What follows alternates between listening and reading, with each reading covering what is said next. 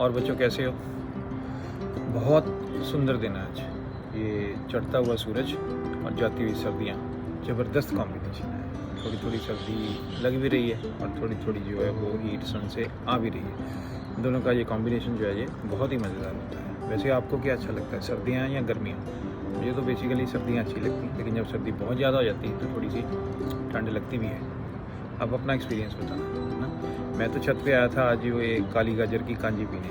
पता नहीं आप लोग बनाते हो कि नहीं। हम तो ट्रेडिशनली हर साल ये जनवरी फरवरी में वो बनाते हैं और इसको धूप में रखना पड़ता है।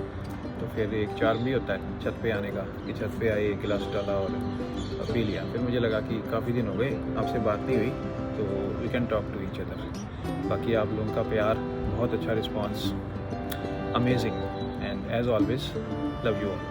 ठीक है, चलो। और एग्ज़ाम सीज़न एकदम पीक पे है, उसके बारे में आज डिटेल में बात करेंगे। बहुत इंटरेस्टिंग बातें, लेकिन उससे पहले तो थोड़ी और इंटरेस्टिंग बातें केमिस्ट्री के लिए करेंगे। अच्छा, आप मुझे ये बताओ कि अगर किसी से पूछा जाए कि what is the formula of calcium oxide, तो उसको जो फॉर्मूला है CaO, आप सब लोग जानते हो। तो मैं हमेशा क्लास में कहता हूँ कि ये फॉर्मूला फटाफट बोलना होता है। यू कैन नॉट से कि CaO, यू हैव टू से CaO। बताओ इसका रीज़न क्या है? जो लोग मेरी क्लास में रहे हैं उनको तो ये पता होगा। They are all smiling, I know. आप बताओ पहले क्यों ऐसा, कमेंट सेक्शन में बताओ या मुझे व्हाट्सएप भी कर सकते हैं। चलो, जिनको नहीं पता उनके लिए मैं बता देता हूँ। इसका फॉर्मूला इसलिए फटाफट बोला जाता है because it is the quick line. अगर आपको समझ आया तो ठीक है, नहीं आया तो व्हाट्सएप करेंगे तो फिर से आपको बता दिया जाएगा। अच्छा, ऐसी एक और बात करेंगे इंटरेस्टिंग। वो एक ऐसा एक कंपाउंड बताओ जिसका फार्मूला सबको पता होना चाहिए। मुझे पता कई लोग स्माइल करना शुरू हो गए हैं, अभी रिसेंटली पढ़ाया मैंने क्लास में। और जिनको नहीं पता कोई बात नहीं, उनको भी बता देंगे। तो फिर भी कोशिश करो रिकॉल करने की, कौन सा ऐसा कंपाउंड है जिसका फार्मूला सबको पता होना चाहिए। चलो, नहीं जानते तो मैं बता देता हूँ। दैट इज़ C3O2 कार्बन सब ऑक्साइड। अगर नहीं समझ आया तो मैं एक्सप्लेन भी करता हूँ। कार्बन सब ऑक्साइड का फार्मूला सबको पता होना चाहिए। बस ये दो मज़ेदार बातें थी क्लासरूम से, और believe me these are very originals. ये आपको इंटरनेट वगैरह पे नहीं मिलेंगे। ये तो बस ऐसे ही पढ़ाते पढ़ाते बच्चों के साथ इंटरेक्ट करते छोटे छोटे, मुझे होता है कि उनको कुछ ऐसी बात बताई जाए किसी कंपाउंड के बारे में जिससे लेटर स्टेज पे उसको रिकॉल करना आसान रहे, एकदम से मेमोराइज भी हो जाए कोई चीज़ें। तो बस it all goes with fun and learning at the same time. और फिर पिछले वीडियो में तो मैं कहना भूल गया था, आज फिर से कह रहा हूँ इसलिए। तो अगर आपको वीडियो अच्छा लगे तो इसको लाइक करें, चैनल को सब्सक्राइब करें और वो जो बेल बटन होता है उसको दबा के रखें, ताकि as soon as I learn something आपको उसकी नोटिफिकेशन मिल जाए। और फिर जो हमेशा मैं कहता हूँ, दूसरे आसपास के लोगों के फ़ोन पकड़ के भी वहाँ से भी सब्सक्राइब करते हैं। वैसा मैं इसलिए बार बार कहता हूँ कि हर समय सेम लोग तो आपके आसपास होंगे नहीं, कभी आप कहीं हैं कभी आप कहीं हैं, तो फिर वो थोड़ा मल्टीप्लाई हो जाएगा ये वाला फैक्टर। ठीक है, चलो अब हम एग्ज़ाम के बारे में आते हैं। एग्ज़ाम सीज़न फुल फ्लो में चल रहा है। बहुत ही साल के क्रूशियल दिन होते हैं ये वाले। JEE मेंस का एग्ज़ाम पहला सेशन अभी ओवर हुआ है और सेकंड सेशन के लिए रजिस्ट्रेशन मेरे ख्याल से स्टार्ट होने वाली हैं। और 11th क्लास के तो स्कूल के एग्ज़ाम्स कुछ स्कूल्स के तो स्टार्ट हो गए हैं, कुछ स्कूल्स के नियर डेज में स्टार्ट होने वाले हैं।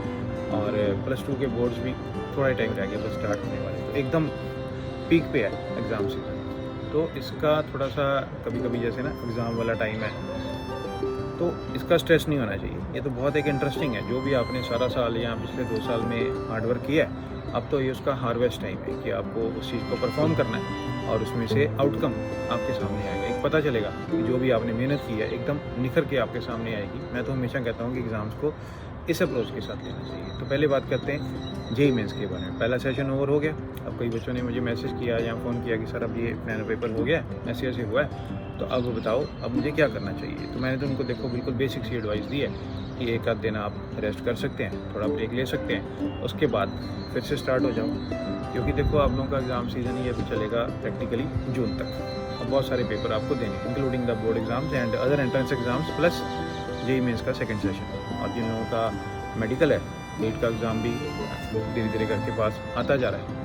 तो जब ये पता है कि अभी इतने टाइम तक ये एग्ज़ाम चलने वाले हैं, तो एक वो होता है ना कि हम रोल के अंदर ही चले जाना चाहिए, तभी हम उसको अच्छी तरह से निभा सकते हैं। तो एकदम ये जो एग्ज़ाम है इसका एक ऑरा अपने आसपास बड़े पॉजिटिव तरीके से, ना कि स्ट्रेस तरीके, बड़े पॉजिटिव तरीके से और एक एंथुजियास्टिक तरीके से डेवलप हो जाना चाहिए। एक जोश होना चाहिए कि हाँ मेरा पेपर है, I have to do it. तो ये वाली अप्रोच के साथ, तो जिन लोगों ने पहले सेशन का एग्ज़ाम दे दिया, बट दे शुड डू, एक बार तो एक अच्छी तरह से इंट्रोस्पेक्ट करो तीनों सब्जेक्ट को कि किस तरह से पेपर अटैम्प्ट हुआ। एग्ज़ाम के अंदर जाके कुछ ऐसे मन में होगा कि ये वाला इजी आएगा, वो वाला डिफ़िकल्ट आएगा, ये वाला मॉडरेट आएगा, जो भी ऐसे वर्ड्स आजकल चलते हैं, उसके accordingly what you are able to confront inside the examination hall. तो वहाँ पे देखो क्या क्या चीज़ें थी जो प्लस पॉइंट्स थे और क्या क्या चीज़ें थी जिस पे हम अभी और इम्प्रूव मिलजुल के कर सकते हैं। तो ये जो इंट्रोस्पेक्शन है, ये आत्ममंथन है, ये बहुत ज़्यादा ज़रूरी है।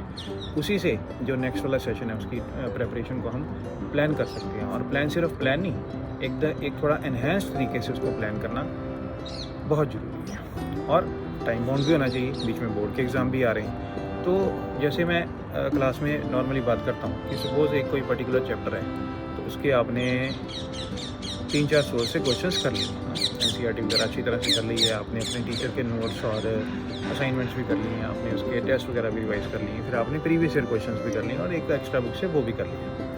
अब मे भी वहाँ पे इतने थोड़े क्वेश्चंस आते हैं, हो सकता है उस चैप्टर की रिप्रेजेंटेशन बहुत कम हो सकता है उसमें से कोई क्वेश्चन ही ना आया हो, या हो सकता है उसमें से 3 क्वेश्चन आए हो।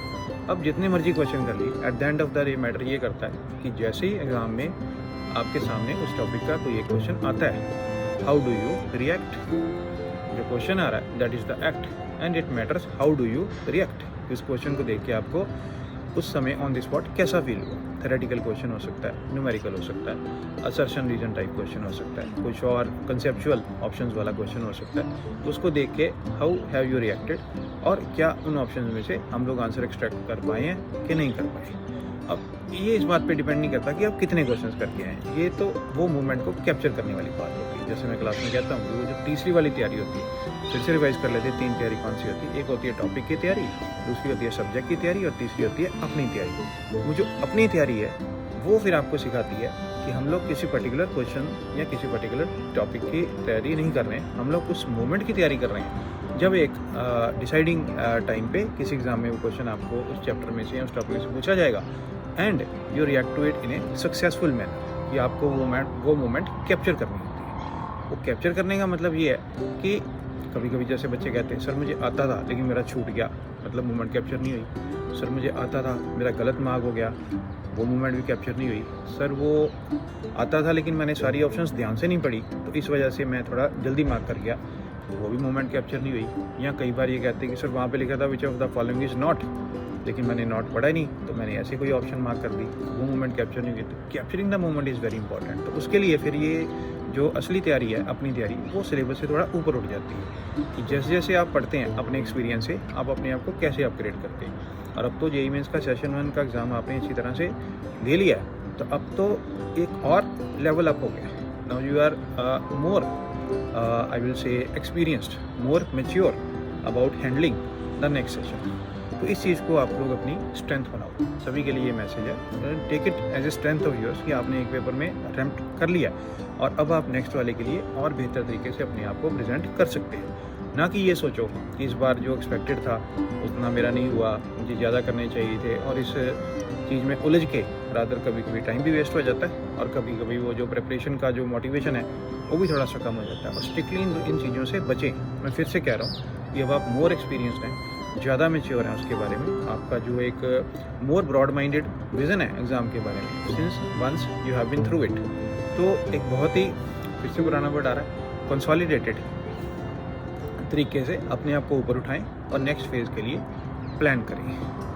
अब जैसे ये रहता है 3 सब्जेक्ट हैं, तो रिव्यूज़ वगैरह कई बार ऐसे रहते हैं कि वो this was easy and this was moderate and this was tough, लेकिन हर एक सेशन में सेम ऑर्डर तो रिपीट होता नहीं है। मोर और लेस कुछ सिमिलैरिटीज़ हो सकती हैं, लेकिन कुछ डिससिमिलैरिटीज़ भी हो सकती हैं। मान लो कोई सब्जेक्ट ए है, आप उसके बारे में सोच के गए हैं कि इसका ईजी आ रहा है, आपके सेशन में वो टफ आ गया, फिर क्या करेंगे आप? तो इसलिए प्रेपरेशन जो है वो ऑल राउंड प्रेपरेशन होनी चाहिए। पता नहीं कौन सी मूवमेंट आप कैप्चर करके बहुत लोगों से आगे निकल सकते हैं। और इस पूरे प्रोसेस में, प्रेपरेशन में, ड्यूरिंग द एग्ज़ाम, मन का शांत रहना हमेशा की तरह मैं कहूँगा बहुत ज़रूरी है। सबसे मेरे अकॉर्डिंगली तो सबसे बड़ा फैक्टर यही है कि जब आप लोग इतनी मेहनत करते हैं over a period of time. छोटी छोटी बातों को बहुत बारीकी से लेते हैं और मुझे पता है क्लासरूम में बच्चों में बहुत ज़्यादा एंथुसियाज्म होता है, तो जितना उनको पढ़ाया जाता है उनकी कोशिश रहती है मैं उससे और ज़्यादा करूँ, है ना। एक्स्ट्रा बुक से कर लिया, यहाँ से क्वेश्चन ट्राई किए, प्रीवियस ईयर कर लिए, सब कुछ कर लिया, फिर वो टेस्ट को भी एक चैलेंज की तरह ले लिया। जब आप इतनी मेहनत करते हैं तो आप 100% डिज़र्व करते हैं कि आपको उसका ड्यू मिले, और लेकिन वो ड्यू मिलना बहुत ज़रूरी है।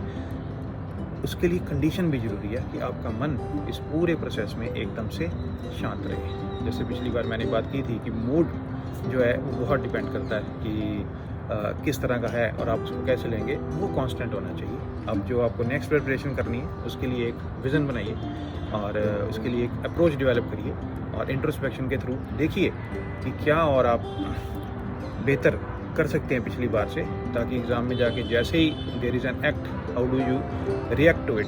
तो ओवरऑल मैक्सिमम मोमेंट्स को कैप्चर करने की कोशिश करिए। अगर स्पीड थोड़ी कम आपको लगा है कि वहाँ पे थी किसी भी कारण से, तो फिर प्रैक्टिस टाइम बाउंड करें। मैं हमेशा कहता हूँ प्रैक्टिस टाइम बाउंड करें। कैसे, ये तो बहुत लोगों के साथ पहले बात हुई है, चलो मैं सबके लिए फिर से बता देता हूँ। जब भी आप घर में प्रैक्टिस करते हैं तो ऐसे ना करें जैसे सोच लिया आज मैंने ये चैप्टर रिवाइज किया है, रात को 11 बजे से लेके ऑनवर्ड्स मैंने बैठना है और इसके क्वेश्चन करने हैं। अब एक बुक ले ली या असाइनमेंट ले ली, स्टार्ट डूइंग क्वेश्चन, लेकिन टाइम का तो कोई उसमें रखा ही नहीं कुछ। करते गए 2 बजे पढ़ लिए, 3 बजे 4 बजे तक पढ़ लिए, लगा कि सारे हो गए, लेकिन एक कमी रह गई, आपने टाइम बाउंड नहीं किया। टाइम बाउंड करना बहुत ज़रूरी है। उसका यूनिवर्सल तरीका जो हमेशा बच्चों को बताता हूँ वो मैं आपसे शेयर करता हूँ। आप फर्स्ट 20 क्वेश्चन सेलेक्ट कीजिए किसी बुक के पीछे या जो भी मटेरियल से आप कर रहे हैं, and give your self 20 minutes. अब मिनट्स वेरी कर सकते हैं। अगर वो सपोज केमिस्ट्री का एकदम थ्योरी वाला टॉपिक है, suppose S block B block ऐसा कुछ है, तो उसमें तो वो 10-12 में भी हो सकते हैं। और अगर मान लो आप आयनिक इक्विलिब्रियम कर रहे हैं तो 20 कम पढ़ेंगे, it can be taken to 25 और 30। तो that calibration is the proper word, आप अपने अकॉर्डिंगली कर लीजिए। और उसके बाद उतने टाइम में सपोज आपने 20 क्वेश्चन 20 मिनट में अपने को असाइन किए, उनको सॉल्व करें, जो भी ऑप्शन के मार्क करें, उसके बाद उसको चेक करें। एंड बिलीव मी 20 मिनट्स के बाद अगर आप उसको करना छोड़ देंगे, पूरे हुए हैं या नहीं हुए, तो ये आपको एक बहुत बड़ी अपथ्रस देगा, आपका पेपर कभी भी नहीं छूटेगा। पेपर छूटने से ज़्यादा इंपॉर्टेंट है इस चीज़ का स्ट्रेस कि मेरा पेपर छूट जाता है। आप उसको भी हैंडल करेंगे और बहुत बढ़िया तरीके से उससे बाहर निकल जाएंगे। तो फिर उसके बाद उन क्वेश्चंस को आप चेक करिए। जब आप चेक करेंगे, कुछ ठीक हुए, कुछ एक तो गलत हुए, कुछ एक ज़्यादा आपको छोड़ना पड़ गया। सबसे पहले जो ठीक हुए उनको भी दोबारा देखना जरूरी है। जनरली ये हैबिट रहती है कि जो ठीक हुए हैं उनको तो रिवाइज करना ही नहीं है, क्योंकि वो तो ठीक हो गए। अब देखो, मान लो क्वेश्चन नंबर 14 है, तो उसमें आपको ए और बी में कुछ कन्फ्यूज़न थी, फिर भी यू वेंट विद ए और ठीक हो गया। कन्फ्यूज़न तो आपकी फिर भी दूर नहीं हुई, वो तो सिर्फ ठीक हुआ ना आपकी प्रैक्टिस में। आपको ये तो पता लगा नहीं कि वो ए या जो भी दूसरी ऑप्शन है उसके साथ जो डिस्प्यूट था उसमें कौन सी सही है। इसलिए जो ठीक हुए उनको भी देखना जरूरी है, और जहाँ पे आपको लगा कि कुछ इस तरह से ठीक हो गया, वो टॉपिक स्टडी करना बहुत ज़रूरी है। Point number 1। पॉइंट नंबर 2, जो गलत हुए हैं क्वेश्चन, उनको अच्छी तरह से देखना। कई तो देखते पता लग जाते हैं कि इसके अंदर क्या गलती हुई है ना, और कई थोड़ा सा सॉल्व करने पड़ेंगे या आपको बुक्स या नोट्स की हेल्प लेनी पड़ेगी। और पॉइंट नंबर 3, जो छूट गए हैं उनको तो बहुत सीरियसली लेना चाहिए। रीज़न देखो कि वो क्यों छूटा, क्या आपको वो भूल गया था या ऐसा कुछ है जो आपसे छूट गया पढ़ने में या रिवाइज करने में, या ये टॉपिक आपको डिफ़िकल्ट लग रहा है, उसको उसके अकॉर्डिंगली आप रिवाइज करें। और फिर ये हो गए आपके 20, उसके बाद नेक्स्ट 20, नेक्स्ट 20, नेक्स्ट 20, और इस तरह से करेंगे तो फिर आपको बहुत ज़्यादा क्वेश्चंस करने की बजाय एक वेल डिफाइंड फॉर्मेट के अंदर आप प्रिपरेशन करेंगे। लेकिन आपकी प्रिपरेशन ऑथेंटिक होगी, आपकी प्रिपरेशन टाइम बाउंड होगी, इससे कॉन्फिडेंस मिलेगा, बूस्ट मिलेगा। और यही जो है एक पार्ट है इस तैयारी का, जिसको मैं हमेशा क्या कहता हूँ, अभी मेरे साथ बोलो, अपनी तैयारी। और जो अपनी तैयारी है वो तो आपको it can take you places. तो ये सब करके, और बीच में क्योंकि बोर्ड के एग्ज़ाम भी आ रहे हैं, फिर वो लिखने वाला काम भी करना ज़रूरी है, और वो थोड़ा सा चलो उसके सिलेबस के अकॉर्डिंगली वो वाले टॉपिक्स और उनमें जो भी हैं, जो क्वेश्चंस रिपीटेडली पूछे जाते हैं उनकी प्रैक्टिस वगैरह करना बहुत ज़रूरी है। थोड़ा उनको देख लेना कैसे है, और जो उसमें फॉर्मेट आता है, जैसे एक बार सैम्पल पेपर वगैरह मैंने तो वैसे पहले आपको करवा दिया हुआ सॉल्व, लेकिन अगर कुछ रहता है तो वो करके चैप्टर वाइज फिर से उसको प्रिपेयर करना शुरू कर दें। और किसी भी स्टेज पे घबराना नहीं है। जब पता है 3-4 महीने एग्ज़ाम चल रहे हैं, तो बताओ घबराना क्यों है ना। जब अपनी चॉइस से पढ़ रहे हैं, इतना अच्छे आप लोगों ने टारगेट रखे हैं, आप लोग इतने मेहनती है। हमेशा देखो, स्टूडेंट में मैं हमेशा टीचर से ज़्यादा बिलीव करता हूँ, सिस्टम से ज़्यादा मेरा बिलीव हमेशा स्टूडेंट के अंदर होता है। मैं देखता हूँ जब से भी मैं पढ़ा रहा हूँ, मैंने ये देखा कि एक स्टूडेंट के अंदर जो जज्बा कुछ कर दिखाने का, कुछ बनने का, कामयाब होने का, ये बहुत ज़्यादा होता है। और इतना ज़्यादा होता है कि वो हर तरह से कोशिश भी करता है। अब ठीक है, अपनी कुछ लिमिटेशंस भी कभी कभी रहती हैं, तो उसको फिर कंपैरिजन करके अपने आप को पीछे नहीं करना चाहिए। You should not compare. अगर मैं तो कभी कंपेयर करता ही नहीं कि भी उसके इतने आगे, मेरे इतने हो गए, उसका पेपर ऐसा हो गया, मेरा ऐसा हुआ, तो इसमें नहीं। जब तक पेपर चल रहे हैं तब तक पढ़िए। There is huge room for improvement. लेकिन उसके लिए ये जो छोटी छोटी बातें हैं, मन का शांत रहना, एकदम कॉन्फिडेंस से इंट्रोस्पेक्शन करना, और जो पॉइंट्स हैं उनको फिर इम्प्रूव करना बहुत ज़रूरी है। हो सकता है यही मीन्स का फर्स्ट सेशन का एग्ज़ाम देके आपके सामने कुछ और इश्यूज़ भी आ गए हों। जैसे कि मान लो किसी सब्जेक्ट में कुछ टॉपिक हैं जो आपको लगे कि ये तो इसका क्वेश्चन तो देखते ही घबराहट होगी या नहीं हो पाया। कोई बात नहीं, do it from the beginning, अच्छी तरह से फिर से करें। और किसी भी टॉपिक वगैरह से डरना नहीं होता है। अगर किसी से डर लगे तो पहले मन में डर रहता है कि अरे मेरे पेपर में वो वाला क्वेश्चन आ गया तो मैं क्या करूँगा, तो फिर तो वो क्वेश्चन आएगा भी। क्योंकि ये डर ही जो है ना, इसी के कारण वो ऐसा फील होगा कि जैसे वो क्वेश्चन ही आएगा। उसके स्ट्रेस में फिर दूसरे टॉपिक्स को भी हैंडल करना थोड़ा सा ऑन द स्पॉट डाइसी हो जाता है। ऑन द स्पॉट जो इश्यूज़ होते हैं उससे फिर मूवमेंट्स इतनी कैप्चर नहीं होती। वो मूवमेंट्स के ही तो मार्क्स होते हैं, उसी से तो स्कोर होता है, उसी से रैंक होता है। ठीक है, किसी के साथ कंपैरिजन नहीं करना, बिल्कुल भी आपने घबराना नहीं है। ठीक है, और नेक्स्ट सेशन के लिए बहुत अच्छे तरीके से प्रिपरेशन जो है स्टार्ट करें। एक उसको प्लान करें, एक उसका शेड्यूल बनाएं अपना कि आपको अब तो, क्योंकि बोर्ड्स भी क्लोज आ रहे हैं, उसकी प्रिपरेशन भी करनी है, तो एक प्लान करके कि किस टाइम पे आपको क्या करना है और कितना करना है और कहाँ पे स्ट्रेच करके थोड़ा और हार्ड वर्क करना है और मन एकदम से शांत रखना है। तो उससे बेस्ट प्रिपरेशन आपकी होगी और आप बहुत अच्छे तरीके से कामयाब होंगे। मेरा तो मानना है कि आप बहुत अच्छे तरीके से कामयाब होंगे। आप भी अगर ये मानेंगे तो आप जल्दी बहुत अच्छे तरीके से कामयाब होंगे। ठीक है, और वो 3 वर्ड जो आपको पहले बताए हुए हैं वो याद रखने। वो सक्सेस का थोड़ा सा लॉन्ग टर्म प्रोसेस होता है, एकदम से इमीडिएटली सब कुछ हो नहीं जाता।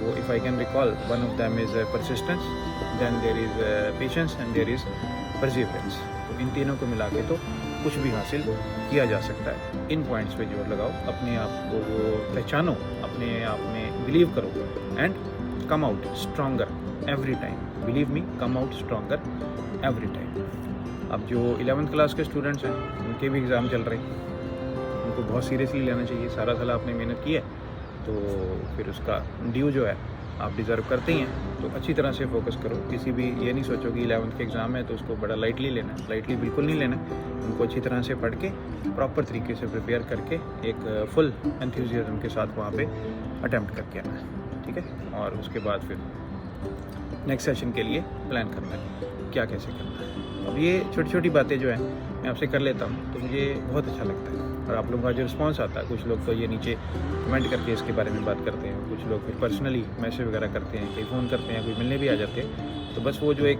क्लोजनेस इससे डेवलप हो रही है। जैसे मैंने आपको स्टार्ट वाले वीडियोज़ में कहा था कि ये एक ज़रिया है कि जिससे मैं आपकी बात को सुन सकूँ और अपनी बात को आपके सामने रख सकूँ। ये जो मैंने आज बातें की हैं इसका मेरा पर्पज़ यही था कि कुछ बच्चों से तो पर्सनली बात हो गई मेरी, कुछ लोगों से और हो जाएगी in due course of time. लेकिन हर एक के साथ बात नहीं होती, कोई अप्रोच करते हैं और कोई अप्रोच नहीं करते हैं। लेकिन मेरे मन में जो बात है मैं सबके साथ शेयर करना चाहता हूँ। तो इसलिए मैं आके आप लोगों का थोड़ा सा टाइम लेता हूँ और आप लोगों से बात करता हूँ। और आप लोगों का जो रिस्पॉन्स है वो तो फिर मुझे बार बार इट बेकन्स मी कि मैं आऊँ और फिर से आपके सामने आप लोगों के साथ अपने मन में जो भी बातें हैं वो शेयर करूँ। बहुत ही अच्छा लगता है आप लोगों से बात करते हुए। और एक बात और मैं आपसे शेयर करना चाहूँगा कि जब आप प्रिपरेशन कर रहे हैं, चलो आप लोगों को ये सब बातें पहले से पता हैं, लेकिन जैसे पूरी तरह से टॉपिक प्रिपेयर करने के बाद फिर आप उसके क्वेश्चंस को सॉल्व करना शुरू करें। अगर आप प्रिपेयर किए बिना या रिवाइज़ किए बिना, देखो जब थोड़ा टाइम हो जाता ना कोई टॉपिक पढ़े हुए तो उसमें कई चीज़ें जो है वो भूल भी जाती हैं, थोड़ा सा आउट ऑफ मेमोरी हो जाती है। फिर जब उनके क्वेश्चन एकदम से हम ट्राई करने स्टार्ट करते हैं तो उसमें कई ऐसे इश्यूज आते हैं जो हमें पता ही नहीं होते कि जैसे मान लो आपको कुछ भूल गया तो फिर आप उसके क्वेश्चन ट्राई कर रहे हैं तो आपको लगेगा कि ये आपको नहीं आता है या जी आपको लगेगा कि ये आपने पढ़ा ही नहीं है। लेकिन अगर आप वो, और ऐसा रिपीटेडली हो सकता है सेम टॉपिक के अंदर, और जब आप उसको अच्छी तरह से रिवाइज करके आएंगे, बेशक थोड़े टाइम में करके आएंगे लेकिन give it a good revision, उसके बाद उसके क्वेश्चन स्टार्ट करेंगे तो एक अलग से कॉन्फिडेंस आएगा। अलग से कॉन्फिडेंस क्यों आएगा मैं आपको एक्सप्लेन करता हूँ। जब वो बेसिक ऑथेंटिक क्वेश्चन जो है आपके आसानी से होते जाएंगे तो फिर जो आपका एकदम माइंड एंड ब्रेन है वो उन चीज़ों की तरफ ज़्यादा इंक्लाइंड हो जाएगा जो कुछ जिसे आप लोग खुद ही अपनी लैंग्वेज में कहते हो कुछ और अच्छे वाले क्वेश्चन। तो तो उनको हैंडल करना फिर एकदम स्मूथ हो जाएगा। लेकिन अगर बेसिक क्वेश्चन ही अटकते रहेंगे तो फिर जो थोड़े अच्छे वाले क्वेश्चन हैं उनको हैंडल करना तो फिर कैसे होगा। और बाकी वो अच्छे वाले क्वेश्चन की तो कोई डेफिनेशन होती नहीं, मैं पहले भी हमेशा कहता हूँ। आप कई बार कहते हैं कि सर वो अच्छा क्वेश्चन कौन सा होता है। अच्छा क्वेश्चन तो वो होता है जो आपको आता हो, जिसका आप उस मोमेंट पे आंसर दे दें और जिसकी मोमेंट आप कैप्चर कर लें और उसके मार्क्स आपको मिल जाए। अगर आप मार्क्स पॉइंट ऑफ व्यू से जाए तो कभी कभी मार्क्स भी बहुत इंपॉर्टेंट होती है। तो बढ़िया क्वेश्चन तो वो होता है। अगर एक बहुत सिंपल क्वेश्चन आ गया, सिंपल डेफिनेशन बेस्ड हो गया या सिंपल फार्मूला लगना है और आप उसको ले रहे हैं पढ़ते समय कि ये तो बड़ा आसान क्वेश्चन है, लेकिन एग्जाम में आपका वो गलत हो गया, किसी भी रीज़न से हुआ, गलत मार्क हो या गलत हो गया किसी भी रीज़न से, तो फिर तो वो सिंपल क्वेश्चन रहा नहीं, फिर तो वो अच्छा क्वेश्चन हो गया। अच्छा क्वेश्चन का मतलब सिर्फ ये नहीं है कि ये बड़ा लेंथी क्वेश्चन होना चाहिए या बड़ी स्टेटमेंट होनी चाहिए या बड़ा कुछ ऐसा फार्मूला लगे जो किसी ने सुना ही ना हो। These are not good question. Good question वो है जो आपकी फेवर में जा रहा है। मैं तो ऐसा बिलीव करता हूँ। बाकी आप किसी भी फील्ड में, हो सकता है आप स्टूडेंट हैं, हो सकता है आप टीचर हैं, आप प्रोफेशनल हैं, किसी सर्विस में हैं, किसी बिजनेस में हैं, या जो भी और आप कह सकते हैं आर्ट्स से जुड़े हुए लोग हैं जो मुझे बहुत अच्छे लगते हैं। तो उसमें कुछ कॉमन बातें रहती हैं। दिन की शुरुआत एक बहुत बढ़िया तरीके से होनी चाहिए। देखिए कितना अच्छा दिन पीछे है, और एकदम पॉजिटिव तरीके के साथ, जैसे सुबह आँख खुले थोड़ा भगवान को याद करके उसके बाद हैव टू थिंक कि आज ये सब है और आज ये सब मैं बहुत अच्छे तरीके से करने वाला हूँ। एकदम से पॉजिटिव अप्रोच के साथ उठना चाहिए और सारा दिन ऐसे ही एक अच्छे फेथ के साथ, एक अच्छी होप के साथ और एक पॉजिटिव, आप वाला वर्ड यूज़ कर रहा हूँ, वाइब्स के साथ बिताना चाहिए। और उसके बाद जब ये सब करेंगे, अपना काम जहाँ तक हो सके ख़त्म करेंगे उसी दिन में, तो फिर रात को सोते समय एकदम चैन की नींद आएगी और बहुत मन आपका शांत रहेगा और अगले दिन के लिए एक जोश पहले से ही होगा। जैसे कई बार कई लोग बिज़ी होते हैं, बात करते कहते हैं कि हमारा तो अगला दिन पिछले दिन ही शुरू हो जाता है। अब इसको भी परसीव करने के दो तरीके कि आप अगले दिन के स्ट्रेस के साथ ही पिछला दिन बिता रहे हैं, ऐसा नहीं होना चाहिए। पिछले दिन में अगर आपने बहुत अच्छे तरीके से सब कुछ हैंडल कर लिया, ये किसी भी फील्ड के लिए मैं कह रहा हूँ, तो नेक्स्ट दिन के लिए तो आप एक एंथुसियाज्म के साथ, you will be like kind of ना वेटिंग फॉर इट। जैसे मैं छोटी सी आपको एग्जांपल देता हूँ कि कैसे हमारा मन और हमारी मनोस्थिति हमें इन चीज़ों को हैंडल करना सिखाता है। जैसे सपोज़ वेडनेसडे को आपको किसी ट्रिप पे जाना है और आपकी फ़्लाइट है सुबह, तो अब ट्यूसडे आपको पता ही है कितने एक्साइटेड रहते हैं कि मैंने जाना। तो ऐसा जो है वो रोज़ ही होना चाहिए कि वो नेक्स्ट डे का जो चीज़ करने वाले उसके बारे में एकदम एक्साइटेड होना चाहिए, ना कि ऐसा ये लगे कि वो अरे अगले दिन तो ये काम है, अगले दिन वो काम है। इन सब चीज़ों से बाहर निकलना कोई मुश्किल नहीं है। इंसान के पास बहुत क्षमता है इन चीज़ों को करने की। यशु हिंदी में कभी कभी इस्तेमाल करता हूँ। आई होप कि अच्छा लगेगा आपको भी। तो ये बहुत ज़रूरी है, आपका वो दृढ़ निश्चय, दृढ़ संकल्प, इस तरह की चीज़ें, और एक थोड़ा सा अपनी सोच को बदल लेने से एक नज़रिया ही बदल जाएगा। जिसे कहते हैं the way of perception, everything will change, और बहुत अच्छा लगने लगेगा। ठीक है, लाइफ में अप्स एंड डाउन रहते हैं, but overall in totality believe me life is beautiful. तो चलो अब ज़्यादा बात होगी, अब ये वीडियो यहीं पे ख़त्म करेंगे। उसी तरीके से क्या कहना होता है एंड में, तो बस फिर मिलेंगे। तो एक मिनट रुको, मुझे एक बात फिर से भूल गई, ये मैं लाया था आपके लिए, वो दिखाना भूल गया। चलो बस।